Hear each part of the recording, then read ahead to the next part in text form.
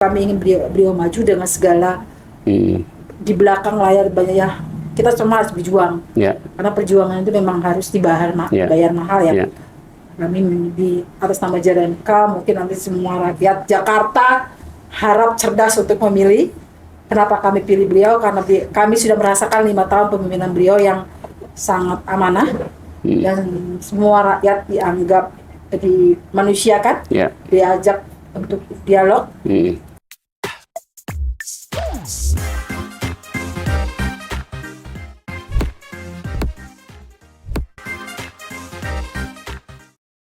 Assalamualaikum warahmatullahi wabarakatuh. Ketemu lagi dengan saya Muhammad Qauzin Amirullah di podcast Pejuang. Podcastnya para pejuang. Pejuang apa saja? Pejuang lingkungan, pejuang anak muda, pejuang ekonomi, pejuang cinta, dan pejuang politik. Nah, sekarang saya bersama dengan sosok ibu-ibu, tapi kelihatannya masih muda juga sebenarnya, yang beliau adalah pejuang untuk rakyat miskin. Nama organisasinya namanya JRMK. Itu singkatan dari apa, Kak? Jaringan Rakyat Miskin Kota. Jaringan Rakyat Miskin Kota. Jadi rakyat miskin kota punya jejaring yang sekarang Mbak Ninawati, atau bisa dipanggil, biasanya manggilnya apa? Wati. Mbak Wati ya, Mbak Wati. Bisa dijelaskan nggak sekilas mengenai perjuangan JRMK di Jakarta ini? Perkotaan Jakarta ya. JRMK gerakannya pada basis masyarakat di kampung-kampungnya di bawah-bawah. Karena memang diambil dari dulu kan leader atau dari penggerak, dari penggerak sendiri kampung masing-masing, karena setiap kampung kan ada penggerak-penggeraknya nih. Jadi kita ambil lah, nah rata-rata tuh di JRMK itu paling kekuatan itu di ibu-ibu. Di ibu-ibu ya, emak-emak nih ya. Jadi kekuatannya banyak di mama. Karena kenapa di mama? Karena di Jakarta itu memang penggusuran misalnya. Itu paling yang dirasakan adalah seorang ibu-ibu dan anak-anak. Makanya penggerak itu lebih mudah digerakkan oleh ibu-ibu. Karena kalau bapak-bapaknya kan cari uang nih. Jadi ibu-ibu yang akan menggerakkan di suatu kampung masing-masing. Nah, Jakarta konses banyak hal yang harus dilakukan, adalah salah satu adalah kemandirian. Dan mereka harus belajar bagaimana mereka tinggal di suatu tempat yang tidak dianggap oleh pemerintah. Dan sering mereka harus ilegal, macam-macam lah tujuannya kan. Tujuannya macam-macam. Nah, mereka harus bisa atau harus belajar bagaimana memperjuangkan kampungnya sendiri. Wawasan mereka. Jadi kami tuh di JRMK suka ada pertemuan sebulan sekali, menambah wawasan. Apa hak kita tinggal di sana, bagaimana caranya kita memperjuangkan. Jadi ada pelajaran seperti itu. Jadi tidak salah bagi pemerintah kalau menganggap bahwa kampung miskin itu tempatnya kumuh. Kampung miskin itu dengan kata tempat penyakit, salah mereka anggap itu. Masyarakat itu bisa diajak bicara, masyarakat itu bisa diajak berpikir kalau kita sama-sama saling duduk, saling komunikasi dua arah. Saya di JRMK itu sejak tahun 98. Dan saya merasakan kepemimpinan JRMK ya. Dulu tuh zamannya penggusuran, aksi segala macam. Tidak ada seorang pemimpin yang membuat kami merasa bahwa kami dihargai. Dan tidak ada seorang pemimpin yang bisa berkomunikasi kami dua arah. Tidak sama sekali. Saya tahun 98 dari zamannya Poke sampai zamannya Jokowi cuma sebentar. Hanya dia cuman dia kayak sebenarnya sedikit lah. Zamannya Ahok. Banyak semua pemerintah. Tetapi kami tetap melakukan aksi terus. JRMK itu zaman dulu aksi. Sampai kami pernah ditangkap, sampai pokoknya zamannya aksi. Tetapi aksi kami itu bukan aksi yang bayaran kayak orang-orang itu, tidak. Sebelum kami aksi itu 1 bulan kami ke kampung-kampung, Mas. Kami menyadarkan kampung, kenapa sih gunanya aksi? Apa yang harus diperjuangkan soal aksi. Jadi kalau pas wartawan tanya, kita bisa, oh enggak, saya cuma ikutan, enggak ada itu kata ikut-ikutan. Kami bisa belajar, saya juga seorang ibu rumah tangga. Saya tadinya nggak tahu apa-apa itu undang-undang reformasi, undang-undang segala macam, undang-undang perpres, apa putusan presiden kami nggak tahu, tapi kami diajarkan untuk tahu. Dan kami, ternyata kami punya hak loh tinggal di sini. Kami dari anak kami belum lahir sampai anak kami sudah cicit gitu kan. Dan di situ juga ada yang mengatakan bahwa sekian tahun tinggal di tempat kita berhak mendapatkan tanah itu. Tapi kan sekarang pemerintahan tidak. Seiringnya waktu kami tahun 2017 dari 98 2017 kami berkontrak politik dengan salah satu gubernur yang sekarang sudah tidak, yaitu Pak Anies Baswedan. 2017. Jadi itu baru pertama kali ya kontrak politik Iya, dilakukan? baru pertama. Udah pernah sama Jokowi. Oh. Waktu itu Mas Jokowi pernah kami kontrak politik, pernah pakai ada. Pertama kami pernah kontrak politik dengan Jokowi. Oke. Tapi tidak. Waktu itu kan 2012 ya? Ya. Beliau jadi gubernur. Ada kelemahan yang kami harus pelajari. Nah, ya banyak. Apa itu kelemahannya, Mbak? Sama-sama kami kalau di itu dua arah itu belum ketemu. Terus kami tidak, istilahnya tidak instan untuk mengawal itu. Oh, jadi mungkin kontrak politik saat itu hanya lebih merupakan komoditas politik sehingga tidak ada pengawalan ya? Ya, tidak ada pengawalan. Yang 2017 kami belajar dari kelemahan kami. Waktu itu kami, Pak Anies. Pak Anies itu ada pengawalan dan instan kami bertemu. Sebulan sekali kami melakukan diskusi, walaupun dengan tidak Pak Anies, tapi dengan kepala dinas yang. Jadi 2013 kontrak politik dengan waktu itu Pak Anies maju jadi gubernur. 2017. Ada kontrak tertulis ya ada terhadap kampung-kampung. Ada program-program yang kami. Iya. Secara garis besar waktu itu apa, Pak? Salah satunya soal hak tanah. Hak tanah. KTP. Legalitas kampung-kampung itu ya. Kampung-kampung yang tergusur. Kami minta di diurus ya legalitasnya. 3 kampung zamannya Anies dibangun kembali, digusur dari pihak yang sebelumnya, dibangun beliau di tempat itu. Termasuk kampung akuarium ya? Termasuk kampung akuarium, berhasil Kunir, Bukit Duri, oke. Dan Kebun Bayam yang sekarang masih terlunta-lunta ya? Yang terlunta-lunta. Itu sebenarnya menjadi cambuk pelajaran. Sebenarnya sih harusnya pemerintah belajar ya dari pembelajaran itu. Penggusuran itu atau relokasi tempat yang jauh itu bukan menyelesaikan masalah. Pertama, penggusuran menyebabkan kemiskinan bertambah banyak. Pemindahan orang dari tempat asal ke tempat yang baru itu mengakibatkan kemiskinan. Mereka kehilangan tempat tinggal. Mereka, kan tidak hanya tempat tinggal aja nih. Iya. Kehilangan pekerjaan. Anak sekolah terlantar. Itu yang membuat harusnya mereka pikir 2 kali. Saya setiap kami tindakan kami melakukan survei. Misalnya kami pindah ke lokasi mana ini, kami survei. Nggak sembarang-barangan kami mau. Tapi dengan kata tidak ada solusi yang terbaik. Itu yang sangat kehilangan dari sejak beliau turun sampai sekarang itu. Kami tidak menemukan seorang pemimpin yang mau berdialog dengan kami 2 arah. Hanya keputusan A, B, C. Dia hanya memerintahkan lurah, misalnya kasus Kebun Bayam ya. Dia hanya memerintahkan lurah, camat. Nanti dia di media massa dia berkatakan, oh kami sudah diskusi dengan warga. Kapan kamu ketemu dengan warga? Nggak pernah menemuin warga ya? Contoh ya, yang paling saya dengan mata kepala saya sendiri, waktu korban kebakaran di Telugong. Dia hanya turun di bis, tidak berdialog dengan warga maunya apa, rangkul ke. Kalau dulu Pak Anies memang turun ya ketika ada kecil. Pasti salah satu ibunya dirangkul. Mereka tidak minta apa-apa, tidak minta sumbangan banyak. Mereka hanya minta pemimpinnya hadir ya kan? Pemimpinnya hadir memperhatikan, pemimpinnya hadir. Beda jauh. Kami pernah berkali-kali ketemu dengan beliau, hanya surat, nggak tahu itu suratnya mau ditaruh di tempat sampah apa enggak. Dialog kasus-kasus banyak yang JRMK belum selesai di zamannya Pak Anies. Kami coba selesaikan itu. Kami pengen ketemu. Pengen menyelesaikan kasus saya ditemuin nggak? Enggak, sampai sekarang nggak ada. Kata membalas surat kami pun tidak. Jadi kami pikir atau kirim stafnya lah. Nggak juga. Maksudnya kami sekarang yang Pak Jokowi bilang itulah pekerjaan di JRMK, mengadvokasi yang dianggap ilegal sama mereka. Kami tidak lakukan, kami tidak mau itu.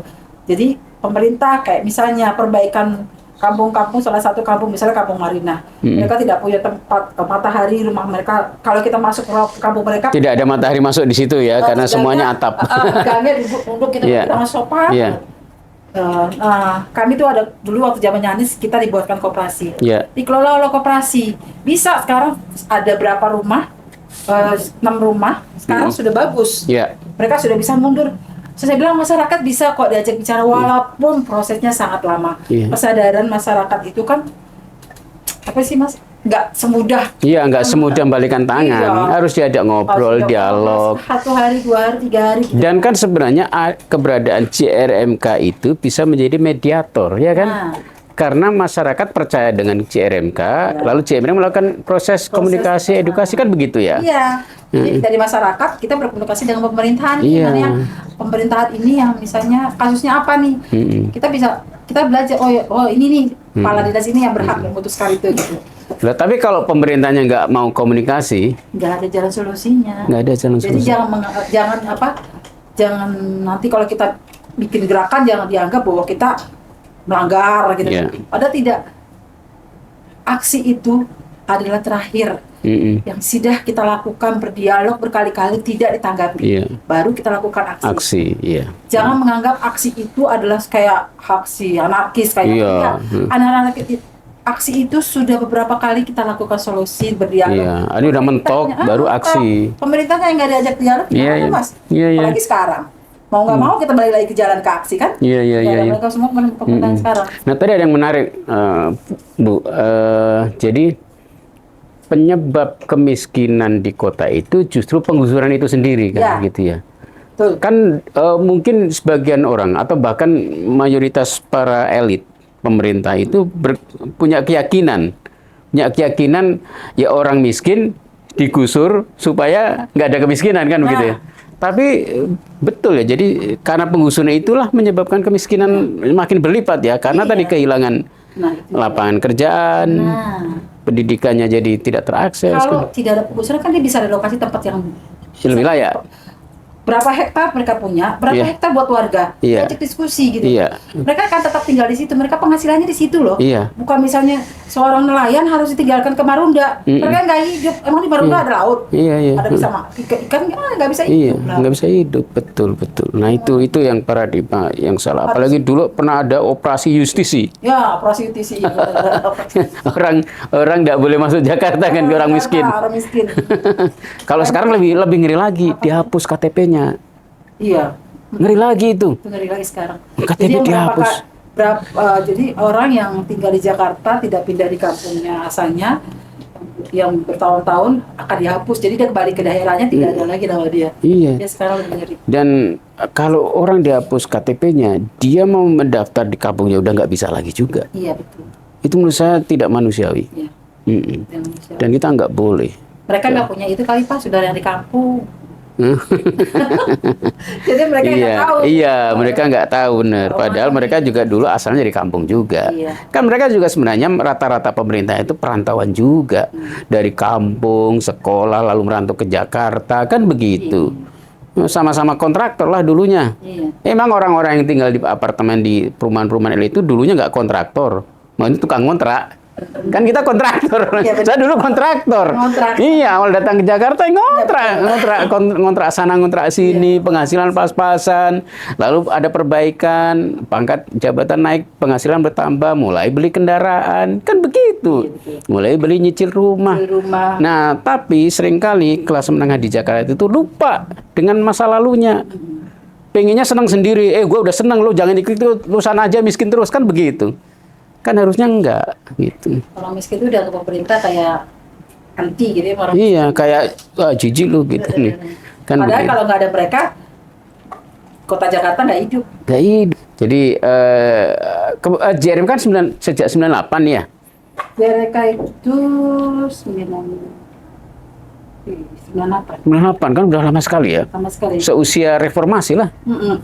Tapi itu pergantian pengurusannya itu Sudah 3 kali. Pertama dari perempuan namanya Yati, kedua Kokong, ketiga kan pakai ya, ketiga Bu Eni, keempat saya. Oh iya, Nah, kalau yang unik ya JRMK itu memilih koordinator JRMK tidak ditunjuk, bukan demokrasi seperti kita pemilihan presiden, kotak suara. Tapi kenapa yang terpilih selalu tadi nama-nama itu perempuan semua ya? Semua perempuan. Mungkin karena memang perempuan itu ras paling kuat di dunia ya. Ya betul. Jadi selalu menang. Benar. Ketika nyalon ini selalu jadi gitu ya. Iya. Jadi Nanti masalah perempuan memang koordinator. iya ya. Belum ada Belum ada lagi. laki-laki. Atau memang rata-rata mayoritas pemilihnya memang mak-mak ya? Tadi kan Iya, rata-rata pemilih anggotanya ya mak-mak, iya ya. Iyalah. Tapi saya sih kalau Jerman itu di kota di luar Jakarta ada nggak? Ada. Ada. Ada. Namanya Jerami, jejaring mesin kota. Jerami ya. Jadi konsepnya memang jejaring ya. Ya, jejaring. Oke. Jerami juga berjaring dengan arsitek, rujak. Iya, artinya memang berjejaring dengan akademisi, dengan intelektual gitu-gitu ya, sehingga Kita selalu berjaring karena SDM kemampuan JRMK terbatas. Jadi kayak misalnya akuarium. Ya. Akuarium kita berjaring dengan rujak, ya. arsitek segala macam. Jadi kita perlu sekali. Iya. Misalnya kita mau kasih apa? Misalnya kita masuk ke ranah hukum, Iya. kita berjaring dengan LBH Jakarta. Iya. Terus, kita justru banyak sangat penting untuk berjaring. Itulah salah satu bahwa kita perlu kekuatan itu, karena kalau kita JRMK itu ada, itu kuat itu bukan karena seorang satu, tapi karena bukan karena Mbak Wati doang gitu. Karena banyak anggota yang di JRMK yang penting salah satu bahwa kita diakui di Jakarta deh. Iya. Dan memang kan kalau di Jakarta kelihatan banget ya. Kalau yang di kota lain memang juga sama ya, mengadvokasi. Sama. Kita adalah miskin. Dua tanahnya bermasalah. Labil ya, bermasalah. Kita adalah bersama-sama. Dia milik bersama-sama. Di kota lain misalnya di mana? Di Makassar, di Lampung. Di Lampung. Terus di Palu, Aceh. Itu ada semacam mungkin pertemuan nasionalnya atau? Ada, setiap tahun sekali kami melakukan pertemuan. Okay. Pertemuan. Wow, luar biasa ya. Jadi jangan salah, miskin pun bisa berjejaring dan membangun kekuatan antar daerah kan gitu ya. Jejaring internasionalnya. Ada internasionalnya. Bentuknya gimana modelnya? Lokoa. Jadi ini jejaring rakyat miskin di negara lain. Di misalnya yang sudah Myanmar, Thailand. Mengijakan Myanmar aja sudah kasih banget. Pasti udah pernah ke sana dong. Iyalah. Belum aku Myanmar. Yang sudah pernah kemana? Lokoa. Bangkok. Filipina. Sama ya. Itu sih kita anggotanya India. Oh iya. Sama Papua ya. Oh, Papua Nugini. Ya.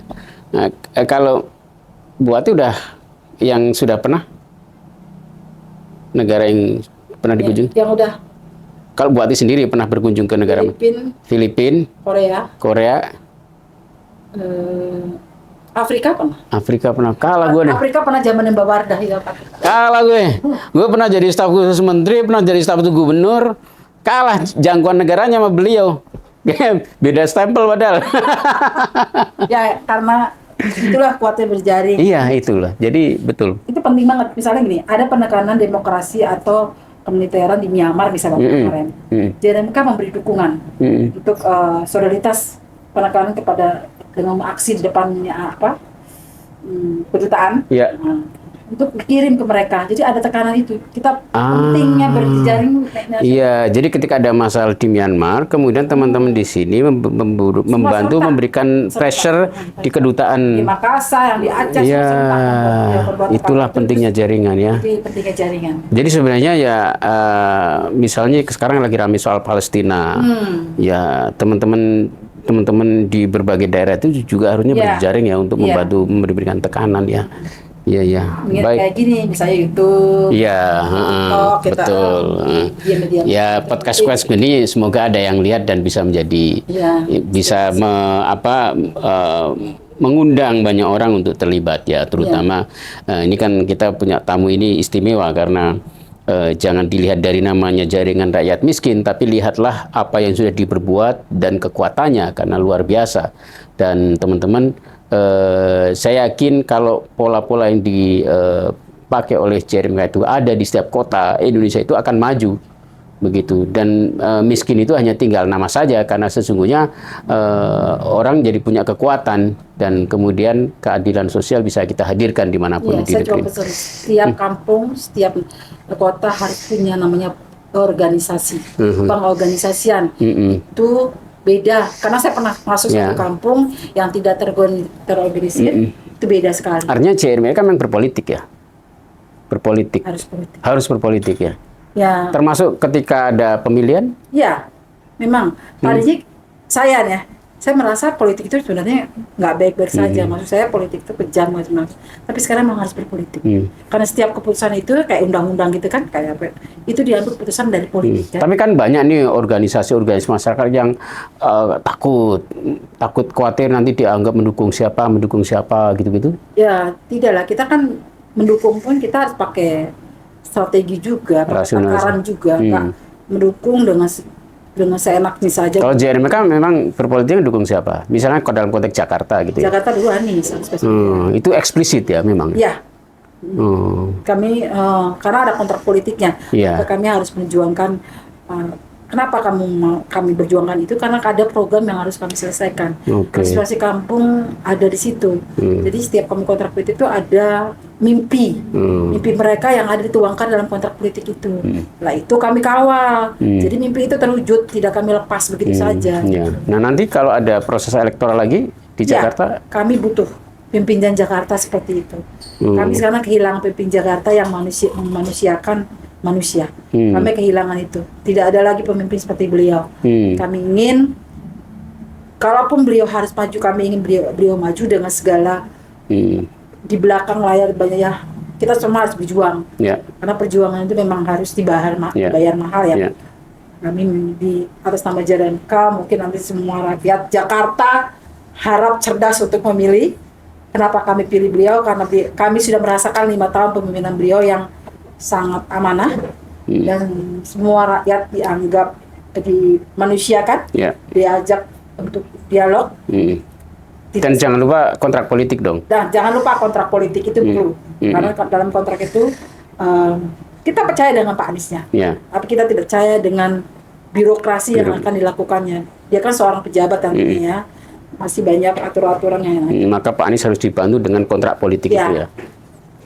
Oke. Terima kasih, kita sudah di penghujung podcast ini. Berjuang bukan hadapi.